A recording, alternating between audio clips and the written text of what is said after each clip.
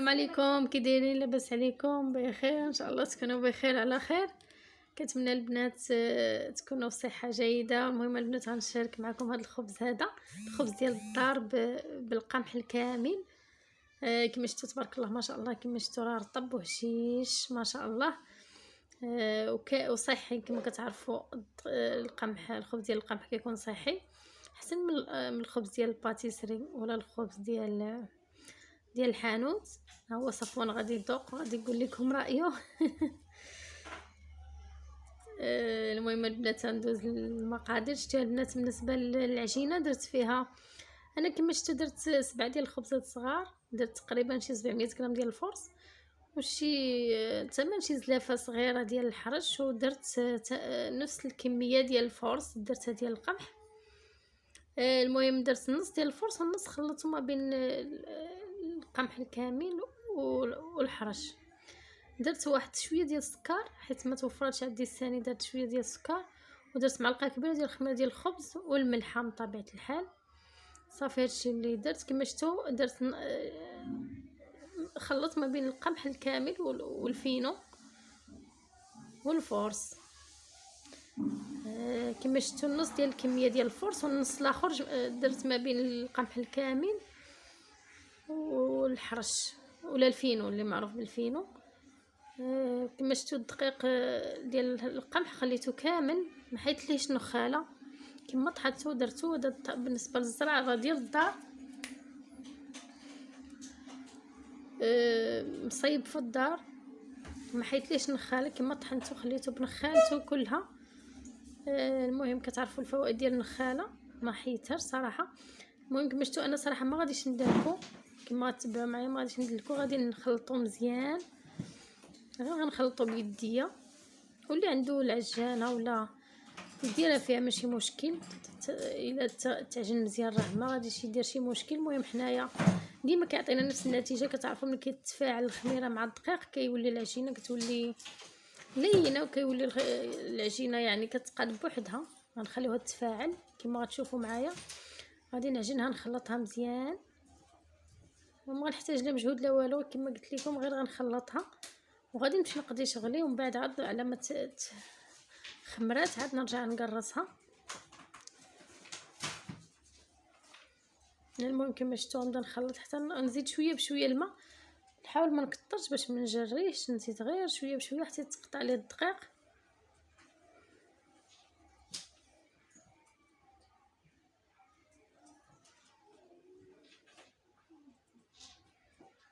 ها كما شفتوا غنزيد شويه بشويه الماء. والبنات بعد ما جمعتها مزيان بقيت كنزيد شويه بشويه بالماء ونخلط، ومازال غنزيد شويه الماء. ها شفتوا العجينه كي ولات، بقيت غير كنرونها هكا بيديا. صراحه البنات جربت هاد الطريقه جاتني زوينه وسهله ومربحه للوقت. يعني كتخلط العجينه وكتخليها على جنب كتخمر وكترجعي كتقضي شغلك حتى كتكون خمرات. من بعد ما كتخمر كتكرسها غير 8 10 دقائق ومن بعد كتشعل الفران وكطيبها. يعني مقتصده للوقت. دابا غادي نغطي هاد السوبيره هادي وغادي نخليها حتى تخمر وعاد غادي نرجعوا ليها نشوفها ان شاء الله. هنا البنات كما شفتوا خديت هاد الدقيق هذا، صراحه هذا هو الدقيق اللي درته اللي عجنت به، هو اللي غادي نقرص به. خديت شويه زيت الزيتون وشويه الماء هو اللي غادي نقرص به. دابا كما شفتوا راه تفاعلات ليا العجينه خمرات.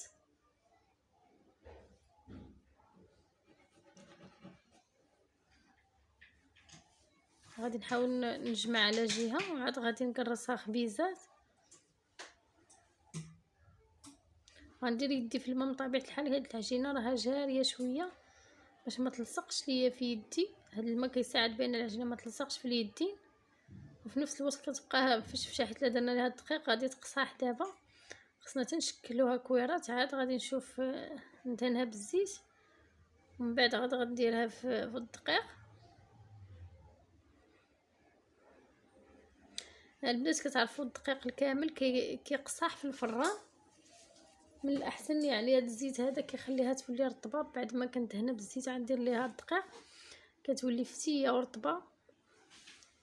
هي احسن طريقه للدقيق الكامل باش ما كيجيناش الخبز قاصح. كنعتذر منكم على التصوير حيت راه ولدي هو اللي شاد ليا التليفون وشويه تيتزعزع مره.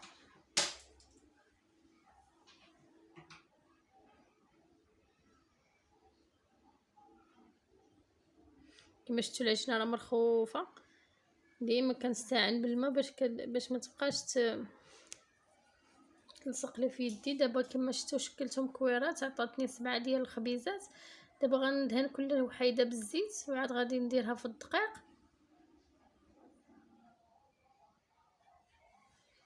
غنبقى حتى نكمل هاد الخبيزات كاملين. ضروري ندوز يديا في الزيت وندوز عليهم عاد نحطهم. انا درت زيت زيتون، غير لقيت حدايا زيت زيتون درتو. يقدر ديروا غير زيت الروميه ماشي مشكل، حتى هي كتجيب الخبز زوين وفتي.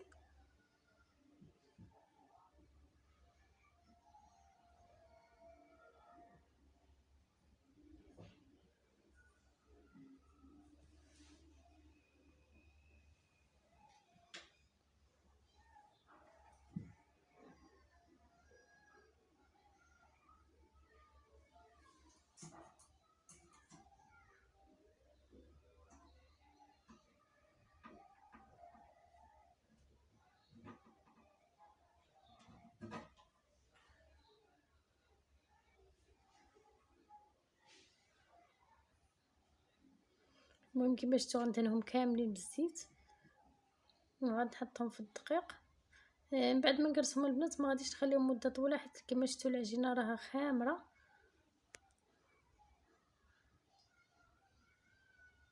يعني غادي نخليها على ما سخن ليا الفران هكا وعاد غادي ندخل لاطه للفران.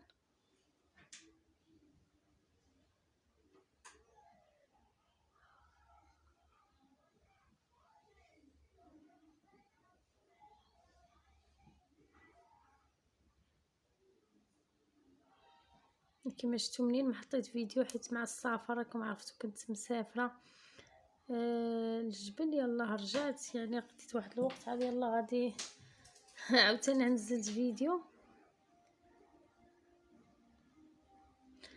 المهم دابا غادي نقرصهم. خديت هاد لاطه هادي ديال الفران درت فيها ورق الزبده اللي صراحه هاد الورقه هذا ديجا مطيبه فيه الخبز قلت علاش لا ما نعاود نستعملو، راه باقي شاد باقي نقي. المهم غادي اللي ما عندوش يقدر يدير غير شويه ديال الدقيق ويديرهم باش ما يلصقوش من طبيعه الحال.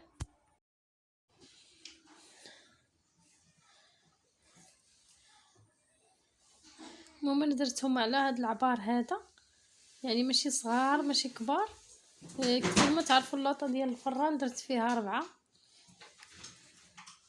واخا هما جاو صراحه مزاحمين شويه، ولكن صراحه باش ندير 2 لاطات في دقه واحده.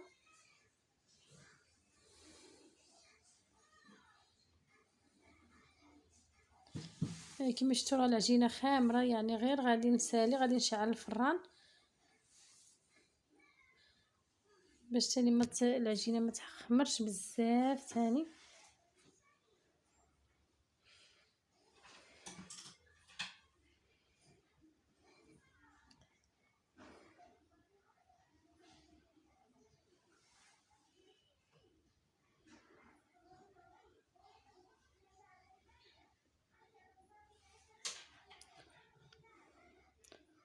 كما شفتوا غير خليتهم ارتاحوا واحد شويه ماشي بزاف.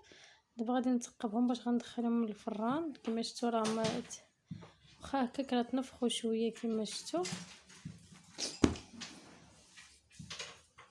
غادي نثقبهم هكا شي تقيبات ولا تقبهم بالفورشيط. انا درت لهم غير تقيبات هكا باش يجيو بحال الخبز ديال اللي كيتباع في الفران ديال الزنقه.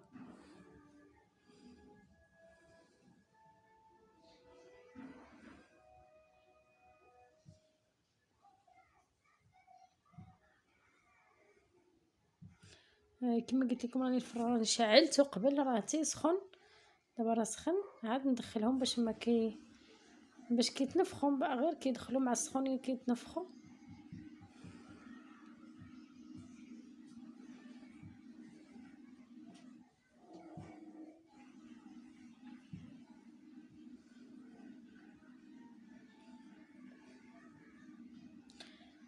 دابا كما شفتوا الفران غادي راه سخون، غادي ندير لاطه. انا غندخل 2 لاطات كما شفتوا راني مشعلاها الفوق والتحت، وغندخل 2 لاطات في نفس الوقت باش وحده وكنبقى نبدلهم، كنبقى راده معاهم البال، وكنبقى نهبط وحده لتحت ونطلع وحده الفوق حتى كيتقادوا ليا في الطياب، وفي نفس الوقت نستغل الوقت، يعني ما نبقاش نطيب لاطه بلاطه.